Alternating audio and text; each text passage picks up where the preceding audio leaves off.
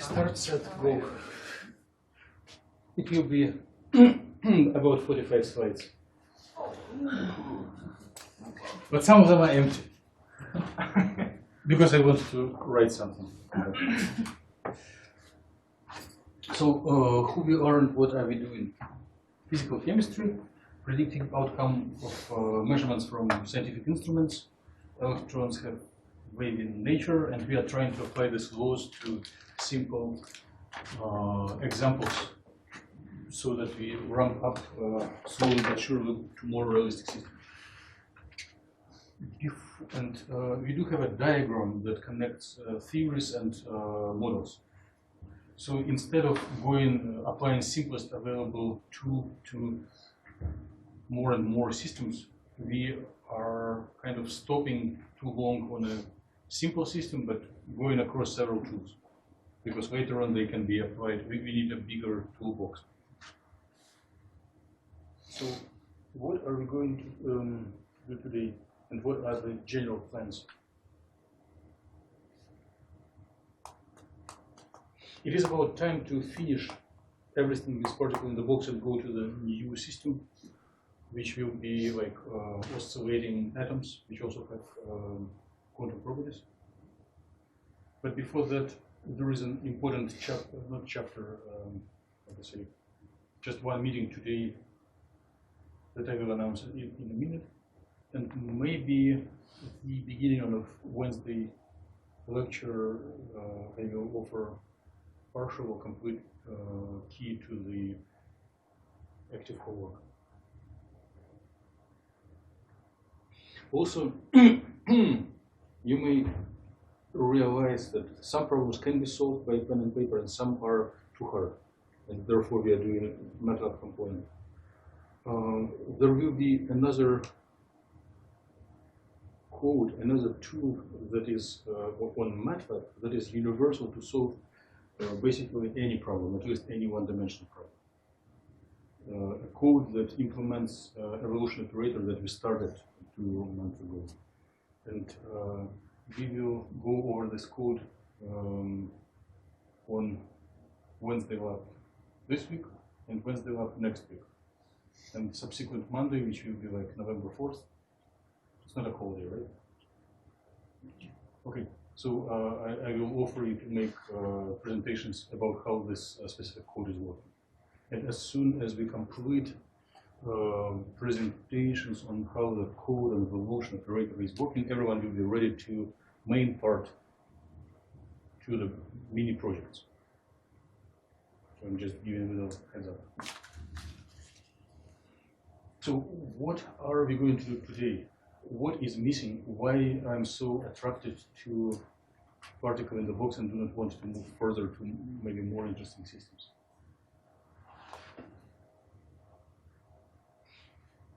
In narrow sense, the goal of the course is to predict observables.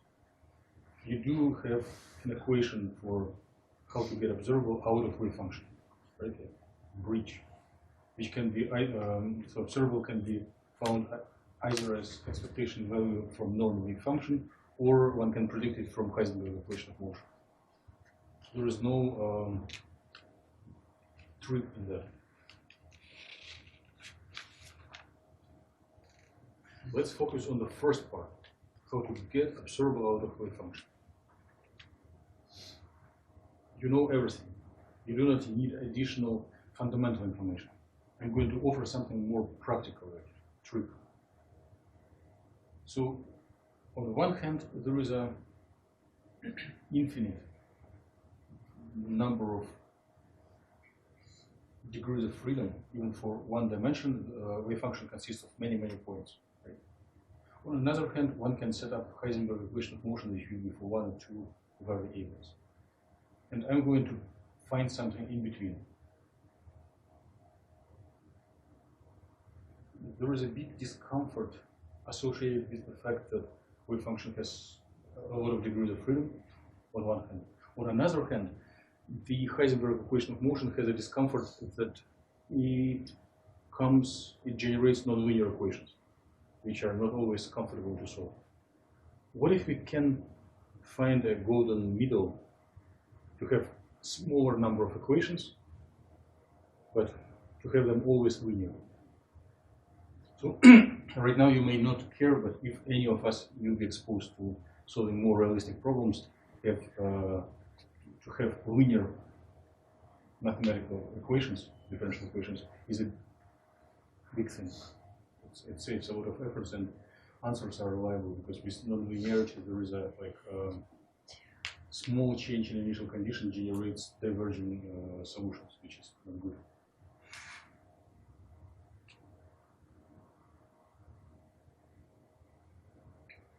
So the goal is to find a trick that keeps linearity, but removes infinite number of degrees of freedom, with the goal to get an observer, right?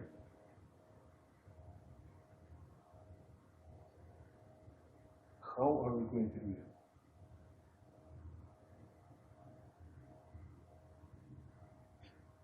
it? We are going to practice so-called expansion in basis. This is not a new concept. You already know about it. You were doing it for predicting future. You were doing it in solving, and we started from Fourier transform. So any function can be expanded in a certain basis. But now we want to combine together the expansion in a basis and procedure to find observables. So if one can replace infinite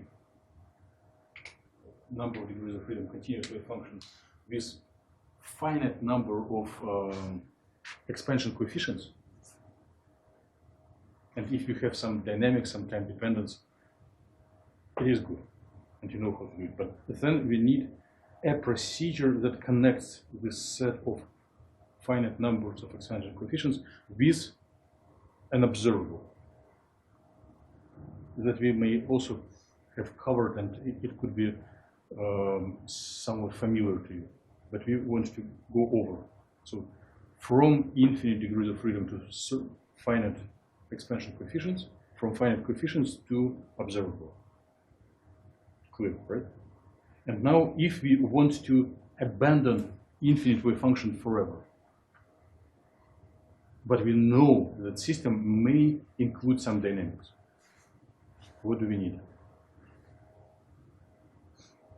We need to replace equation of motion for wave function to equation of motion for expansion coefficients. If you find this idea attractive, you may write it down with your own words. And basically, so we need equation of motion for expansion coefficients. And if you got this idea, the rest will be just technical details with math.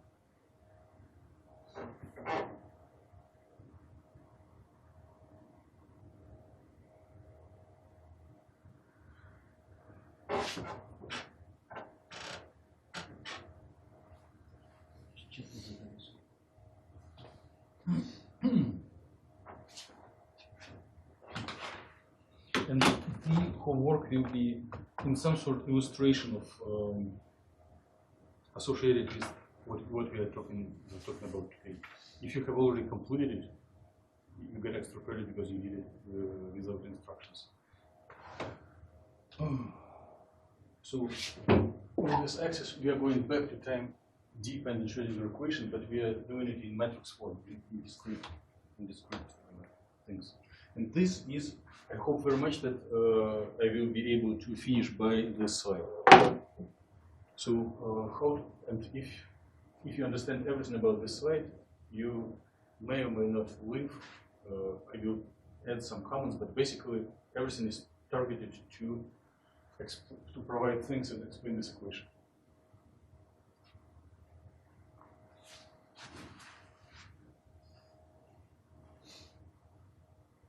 So what do we see? How would you describe what is shown?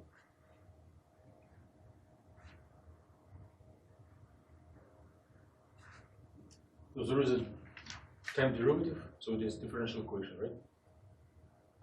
And there is more than one independent variable. So it's system of differential equations. So on the left we have derivative, on the right we have variables without derivative. But by multiplying this unknown independent functions by matrix elements, we get linear combinations, right? So this is equation like time derivative of C1 is H11 times C1, H12 times C2. And the second one is time derivative of C2 is H21, C11, H22, C2, right? You agree? I'm not surprising you.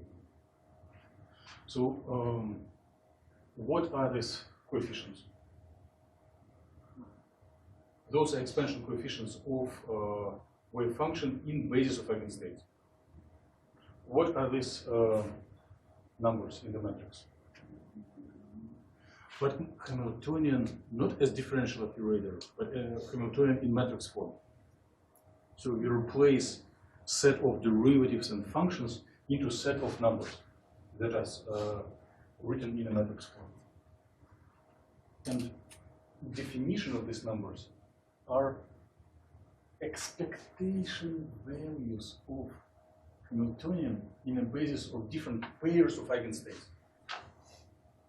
So if we do this operation, if you find this Hamiltonian matrix form, then we can replace, and of course I'm simplifying things and doing only two. It could be like 10 or infinite, but discrete infinity. But we are replacing differential operators with matrices. And wave functions with vectors. So this operator does absolutely the same things as continuous Schrödinger equation.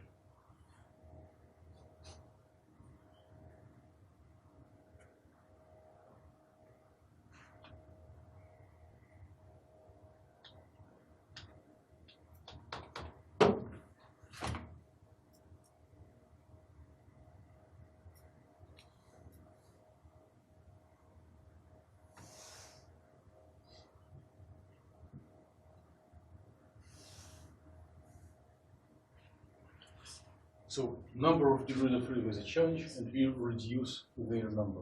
And here is the question that you probably very happy and familiar with. So we can write wave function as superposition of eigenstates for given Hamiltonian multiplied by expansion coefficients. And when we were going through third way to predict future, we already talked about how to get these coefficients, how to use them. So why it is needed? If you are very critical and following carefully, you can say it is a nonsense. If the Hamiltonian is known and eigenfunctions are known, there will be no evolution. It will be boring. It is not needed. But there is I will address this question. And here is just set of basis functions. Set of expansions is the way to represent any function. So, yes. Why we believe that it will be useful? Why evolution will be non-trivial? Why should we do anything if eigenstates are known? And I'm going to, this little delta is a conceptual thing that is absolutely useless at the introductory level, but will be very helpful for solving any practical problems.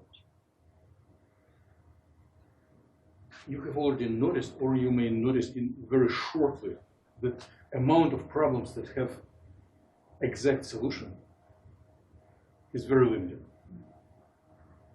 Amount of solvable problems is much smaller than the amount of problems that we need to solve for physical chemistry and for science in general.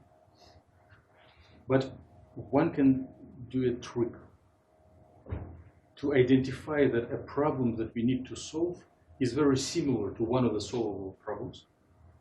And then any deviation from solvable problems can be described by additional term in Hamiltonian. And then we will use everything we know for so-called unperturbed Hamiltonian, and then solve corrections that are brought to either eigenstates or to dynamics due to this little addition.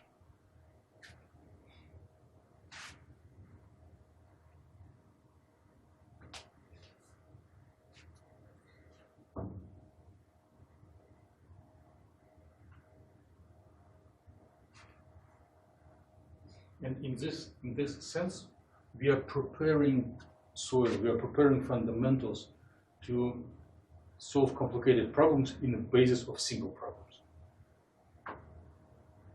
In the description of our time-dependent Schrödinger equation in basis in matrix form, I hope I didn't declare that basis must be an eigenfunction of Hamiltonian. It could be any complete basis. If it is coincides with Hamiltonian, it will be boring. But most interesting if the basis and actual Hamiltonian are different just by a little. Then it will be most useful approach. Okay. So a couple of other things that you are very much aware that you are presenting and teaching to each other, and it is not a new thing, and you especially efficiently illustrated with MATLAB. So we have two worlds, two possible representations of the same object. A wave function can be represented either by continuous function as position in time, right? And then normalization condition is that you multiply, conjugate it by itself, integrate and get one. Right? On the other hand, we can represent a wave function with a set of expansion coefficients in basis of eigenstate. And if basis states were good, normal functions, and if our expansion coefficients are also good, then the conjugated wave function will correspond to rho vector, normal regular wave function will correspond to a column, and the procedure to check if these functions are orthonormal will be multiplication of rho by column, right? So it means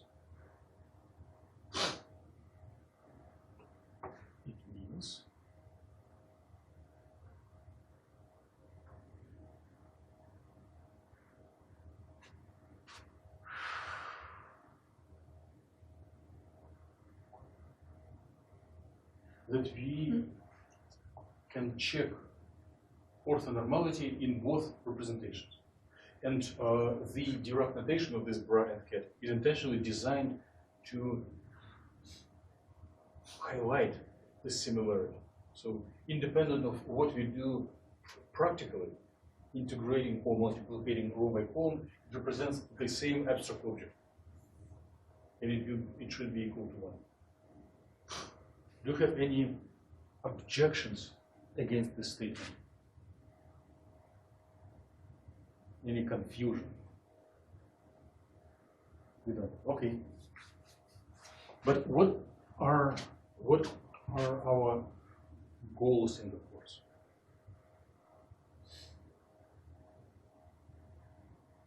The goal is to predict outcome of the measurement, an observable expectation value, right? And can we hypothesize that a procedure of finding observable will be equivalently represented in both of these shoulders, in both of these types of mathematical expressions? Can we assume that procedure to find observable can be done either in a language of continuous functions or in a language of discrete vectors? So to hypothesize costs nothing. You can just check if it's wrong, if it is wrong, but I hope it will be right. So if we are doing old-fashioned style to find expectation value, we plug in differential operator between those two wave functions, right?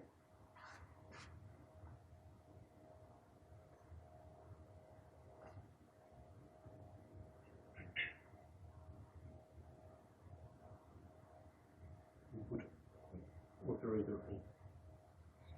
What will be the analogy of this procedure for vectors?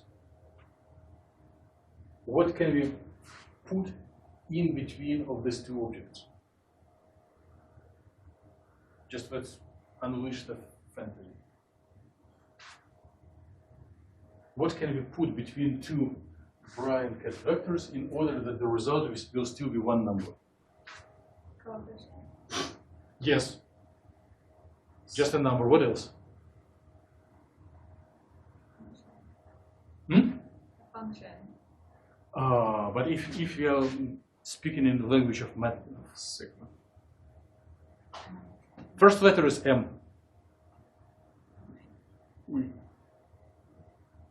A matrix. Yes.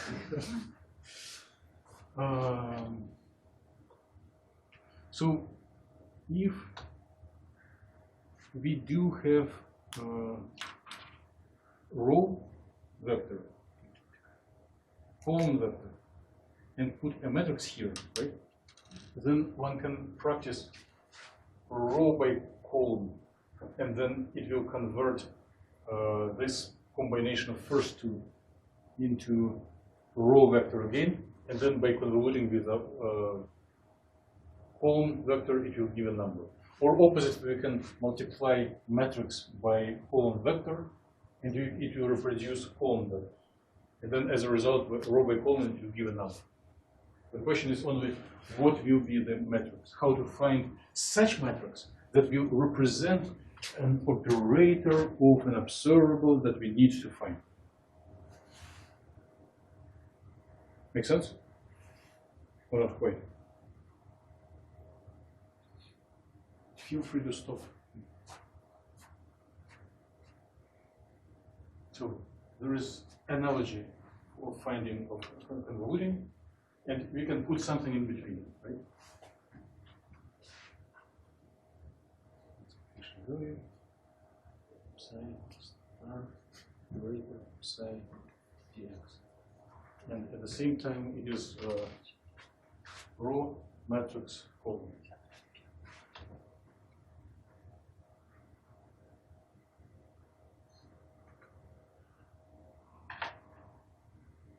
I think on the next slide it will be the same stuff with much better typed equations.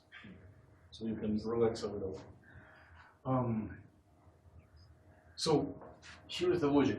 Wave function is set of eigenfunctions with expansion coefficients and time increment, right?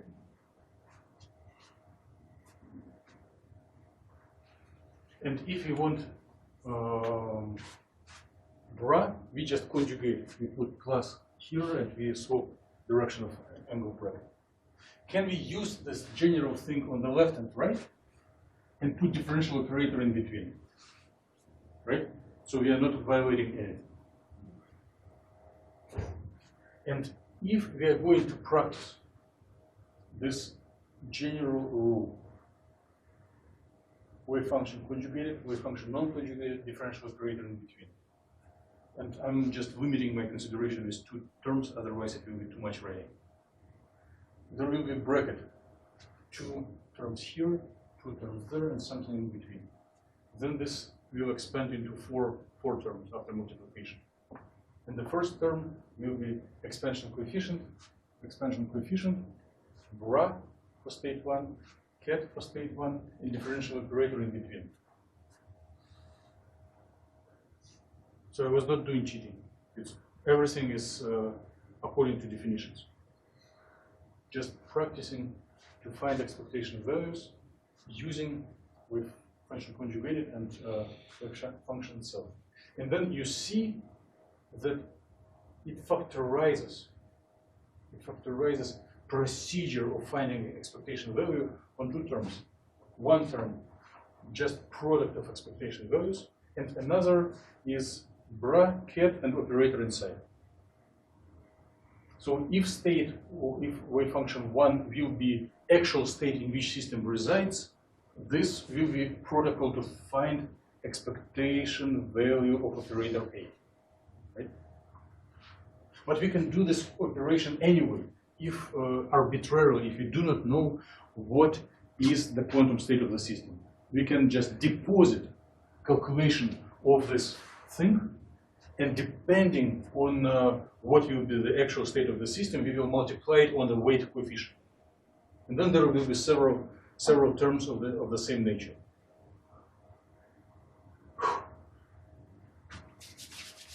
Isn't it beautiful?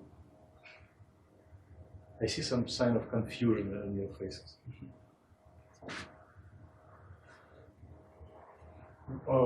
If we are going to earn money with scientific calculations,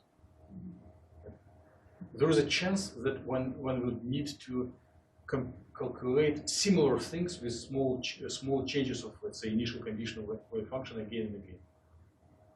Or maybe it will be like some heavy lab work, but it's more pleasant to think about work for hire.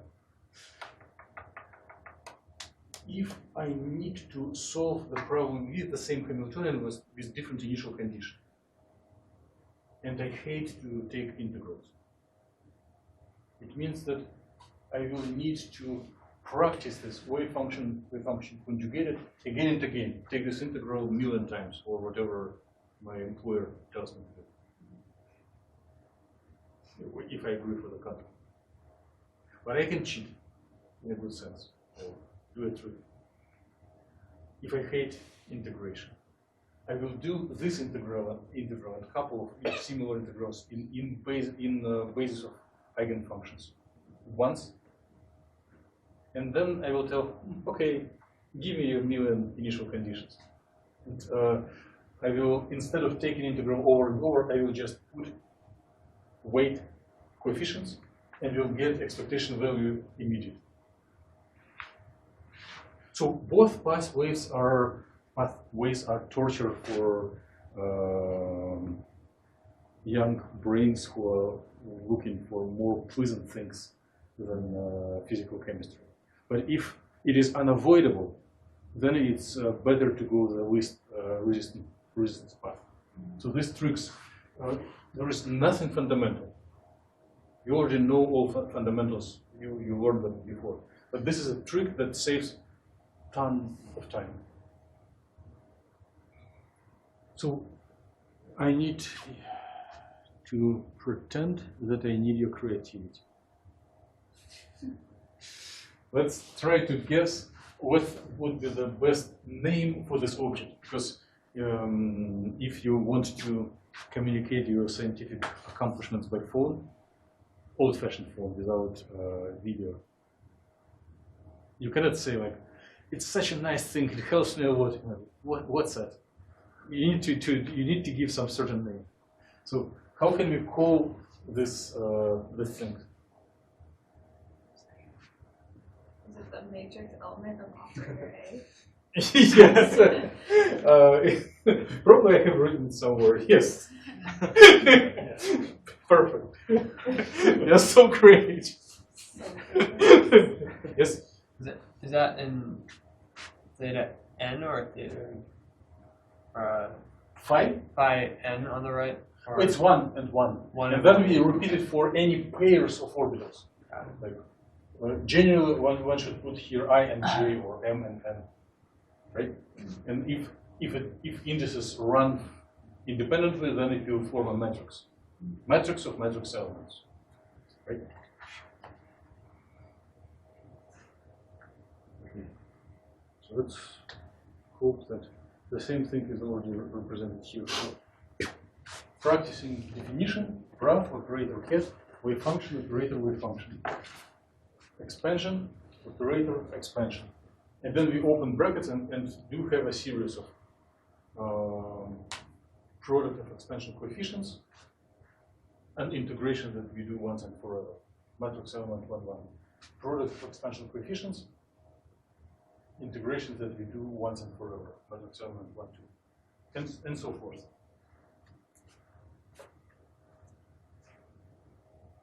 So if our goal is to find expectation value, and we already have a good basis, we do integrations to find these matrix elements, and then description of time evolution and finding expectation value will be just multiplication of expansion coefficients times this matrix elements.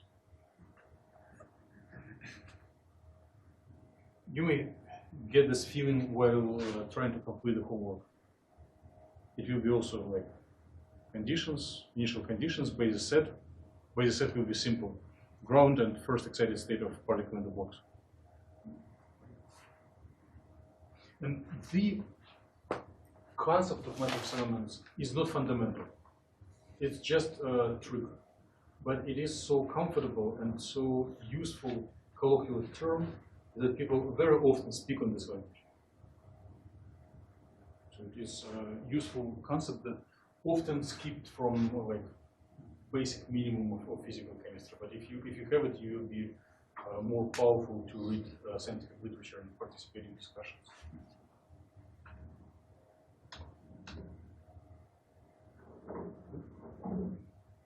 One can use it again and again.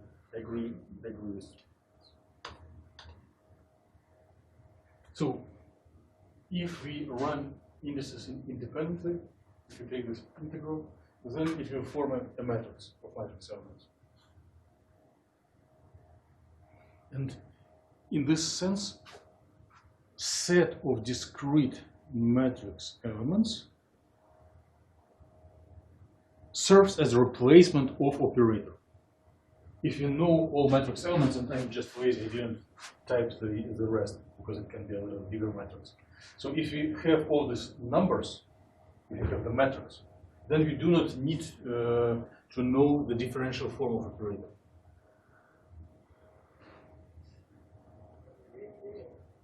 You can argue and tell like differential operators are so beautiful, you can write them in a couple of symbols, right? If you need to talk to someone.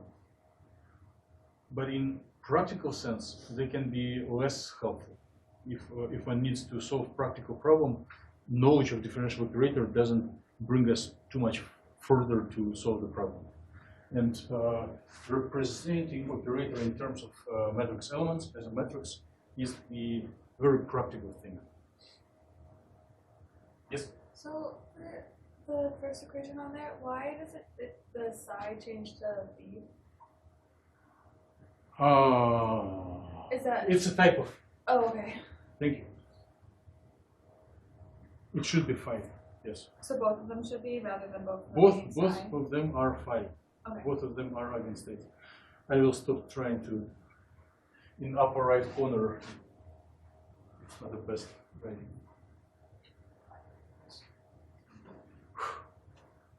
So replacing.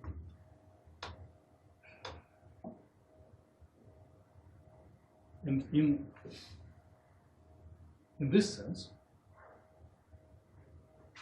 procedure of finding expectation value of operator is multiplication of matrix elements times this expansion coefficients. Good. I'm going to quickly run through about half dozen slides, which are very secondary to the class. If you're curious, you can follow. If not, it's your 5 minutes to relax. And then the last 5 minutes of the meeting, I will bring something really important. Relax, stop writing.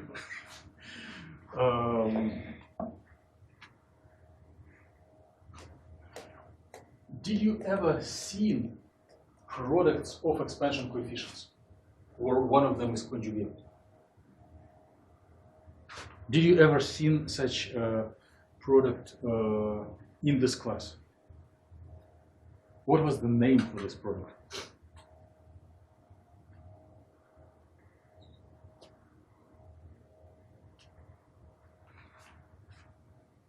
The interpretation of quantum theory is that wave function squared is either probability or density. And if all possible combinations run indices independently, they also form a matrix. The matrix that represents density. Density matrix. So, and again, if you're tired, do not listen. It's right now I'm doing secondary comment. So we have matrix elements of operator and elements of density matrix. They are multiplied and added together, right? And it gives the expectation value. So it gives, we do have an additional mathematical way to find expectation value. So the products of these exponential coefficients can be arranged in a matrix. It can be called density matrix. Also, we do know a so-called procedure, and you know it's Young was introducing. How do you call it? Dyadic product. Yeah, direct. Dyadic Notation. Dyadic in the right Yeah. notation. So dyadic product gives matrix out of that. And also there is a mathematical procedure of trace where you add together only diagonal elements. So suppose that we do a little mathematical experiment. And I'll tell you when wake up and when will be really important things. Those are not super important. If you have density matrix, which is matrix, and matrix of matrix elements, we can set up a product of these two matrices, right? And by procedure of row by column, you have whatever it comes. We can carefully practice row by column, and then practice the procedure of trace, which means add together diagonal elements. This one plus this one. So if you carefully do it, the result of this procedure, so trace of density matrix times matrix of matrix elements, will give density matrix 1, 1, matrix elements 1, 1, density matrix 1, 2, matrix elements 2, 1, 2, 1, 1, 2, 2, 2, 2, 2. So, and if we look back on the definitions of density matrix as product of exponential coefficients, we will come back to the same definition of expectation value. So, in some exotic cases that I hope will be not used in this class, but just as a little educational thing, expectation value of an operator can be generated as trace of product of density times matrix elements. Okay, I think we can slowly, and it gives the necessity of density matrix, the use, where it can be used. It can be used to find expectation values. So now I invite you to finish a little break and start following and thinking. The goal of this meeting was to get Schrödinger equation in discrete basis. And we didn't approach this yet, which is a little suspicious. I was, right? So, where is Schrödinger equation? We were talking about expectation values and not about Schrödinger equation. So we need to use the same philosophy of matrix elements and discretization of everything applied to operator of Hamiltonian and to wave function that enters Schrödinger equation. And this procedure will be based, especially for this should be fine.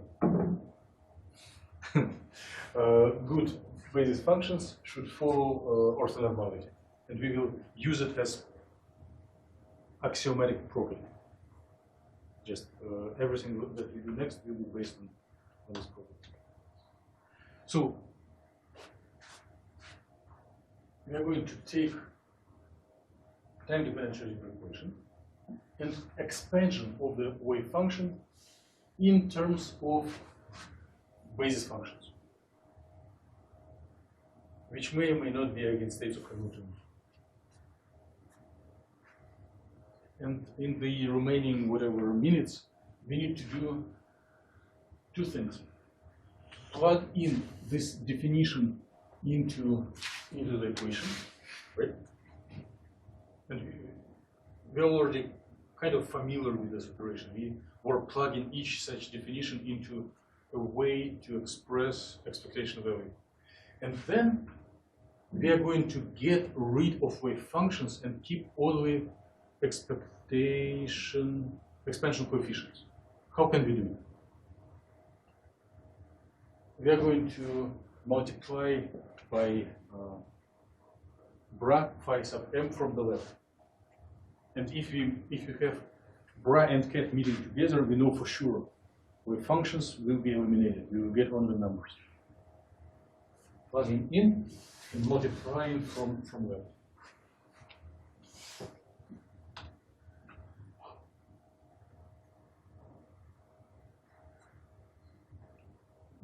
There will be next slide, which is better probably.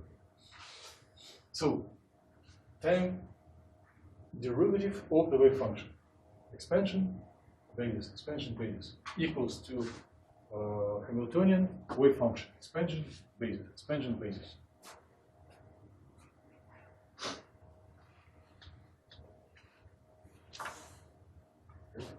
And then we are going to multiply it by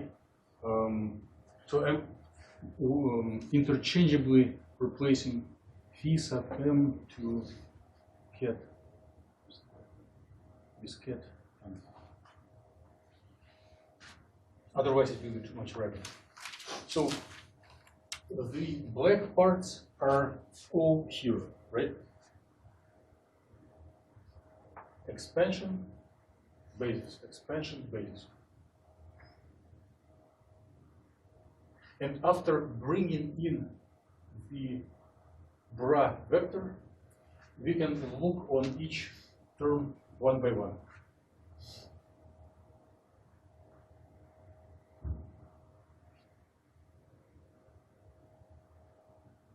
It will be not wrong to put derivative outside of the bracket.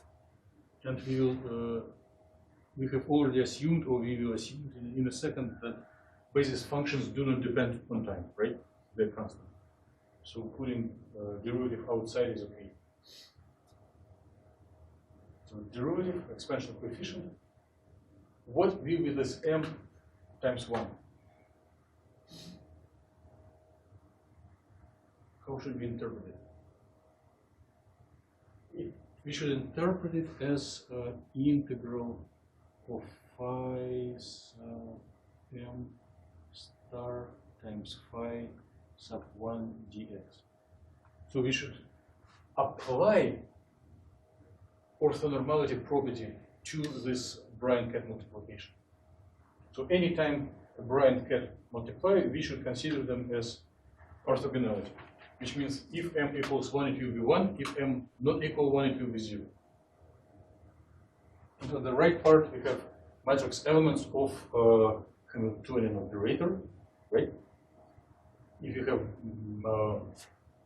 bra and cat and operator inside, it is matrix element, as we already introduced. And then expansion coefficient. Whew. So if m equals 1, this product will be 1, this will be 0, right? It's like delta function. If m equals 2, m and 1 will be 0, m and 2 will be 1. So we can replace, we can rewrite our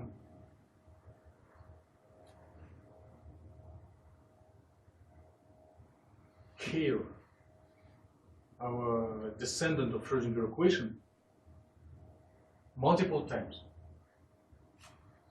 So we need to rewrite it again and again for each value of the coefficient m, for each basis function that we were multiplying from the left, the little red m. And then we plug in these values. So a couple of slides before, instead of 1, here was m times 1, right? Here was time derivative of C2 times m bra and cat with 2.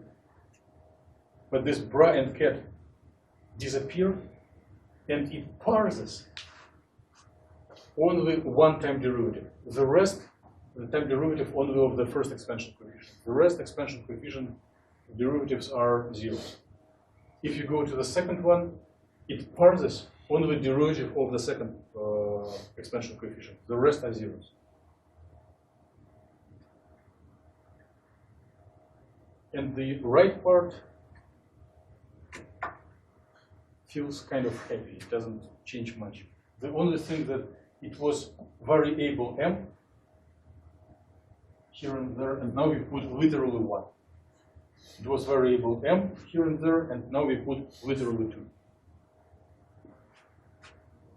And if you have more than 2 basis states, we will continue this list, right?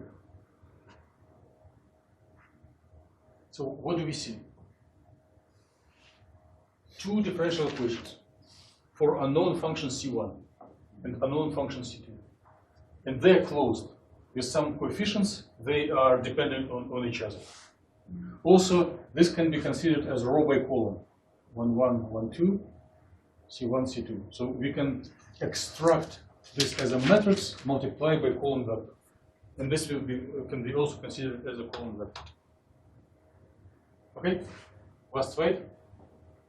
Time is up. Let's depart in peace.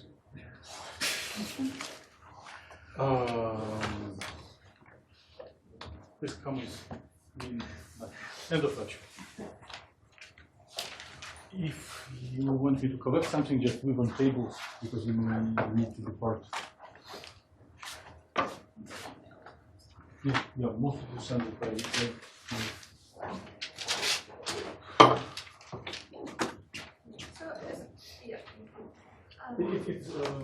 It's done, by the way. I just have extra comment, like the rest of it's so is any of this done on MATLAB or is it all done by hand? All by hand. Okay.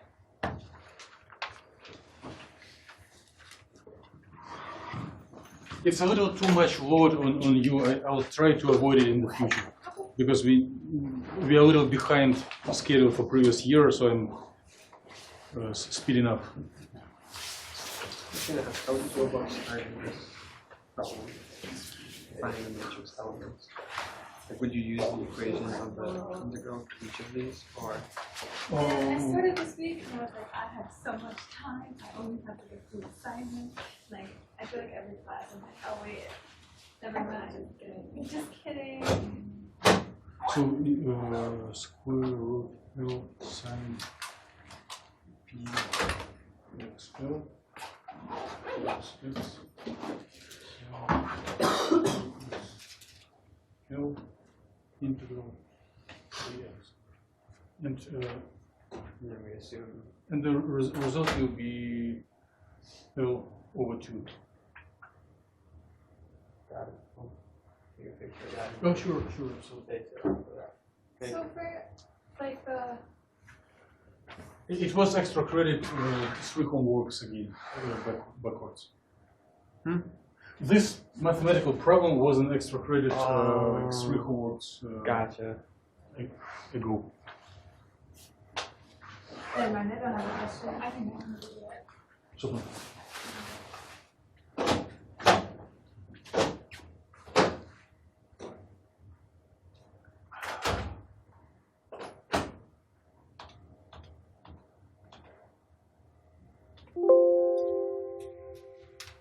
Thanks so much for the support.